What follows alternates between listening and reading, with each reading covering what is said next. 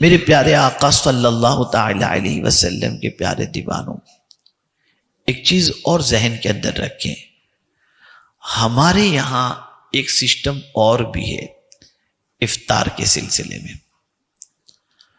اور وہ یہ ہے کہ دعا میں اتنے مصروف ہو جاتے ہیں، وہ ہوتا ہے نا افطار کے وقت دعا قبول ہوتی ہے، تو اذان بھی ہو رہی ہے، ٹائم بھی ہو گیا افطار کا، لیکن بندہ جو وہ دعا میں لگا ہوا ہے، لوٹ لو جتنا لوٹ سکتے ہو۔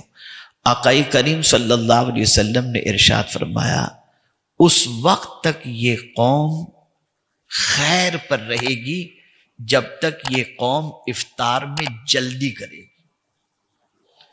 جہاں وقت ہوا فوراً افطار کر لو، تاخیر مت کرو، یہ حضور صلی اللہ علیہ وسلم کا فرمان ہے۔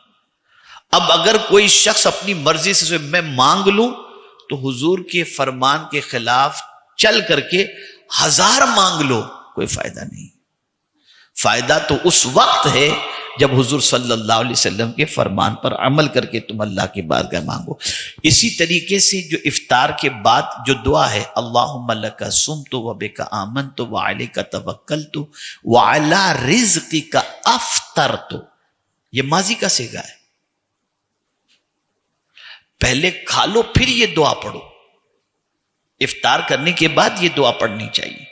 اور وہ جو ہم دعائیں کرتے ہیں وہ ٹھیک ہے افطار سے پہلے آپ کریں جتنا مانگنا چاہیں، لیکن افطار کے بعد کی دعا حدیث شریف کے اندر یہ آئی ہوئی ہے، یہ افطار کے بعد کرنا چاہیے۔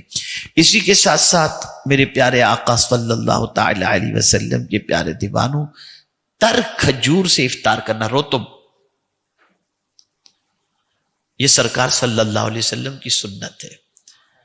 وہ نہ ملے تو سوکھی کھجور، وہ نہ ملے تو پانی سے افطار کرنا، یہ میرے آقا صلی اللہ تعالی علیہ وسلم کی سنت مبارکہ ہے۔ ایک چیز خاص طور پر ذہن میں رکھنی ہے، آدمی 5 وقت کی نماز پڑھ کر بھی دعا میں چل دیا، لیکن ایک مسلمان بھی مجھے شاید ایسا ملا ہو، ایک مسلمان بھی ایسا نہیں ملا آج تک جو افطار کے وقت ایک دم ڈوب کر دعا نہ کرتا ہو۔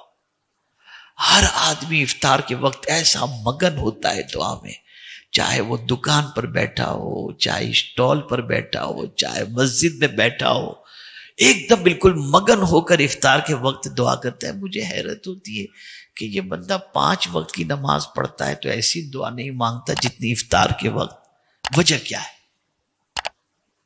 بھئی حدیث شریف میں تو حضور صلی اللہ علیہ وسلم نے فرمایا فرض نماز کے بعد کی دعا اللہ قبول فرماتا ہے، اس کی بھی بشارت ہے، جمعہ کی نماز کے بعد کی دعا اللہ قبول فرماتا ہے، اس کی بشارت ہے، لیکن جو اس کی پوزیشن اور کیفیت افطار کے وقت دعا مانگنے کی ہوتی ہے، وہ کیفیت کسی وقت کی ہوتی ہی نہیں، چاہے عید ہو۔